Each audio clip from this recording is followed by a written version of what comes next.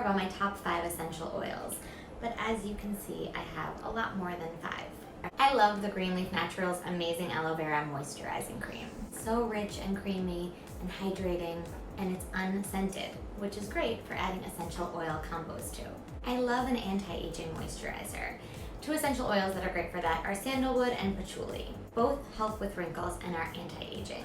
So a good rule of thumb is to do 10 to 12 drops per 1 ounce. This is a 4-ounce jar, so if you think about splitting it up into fourths, that's a good reference. There are some essential oils that are great for fading dark spots and helping reverse any sun damage you may have.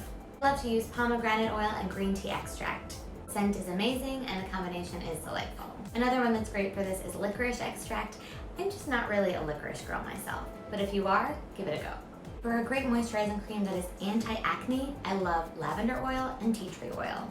Tea tree oil, in my opinion, is the best essential oil for any breakouts. But lavender works on breakouts too, and it has a great scent, and it helps reduce stress, and stress is a cause of acne. You can also add essential oils to our men's moisturizer. My husband loves a cooling lotion, so peppermint and eucalyptus work great for that.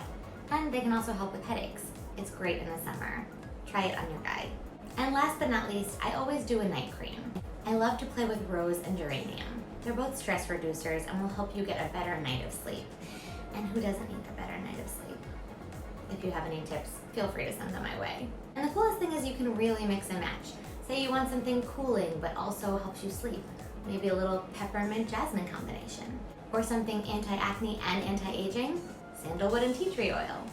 Play around and be creative. Greenleaf Naturals products and essential oils are very healing, but also can be a lot of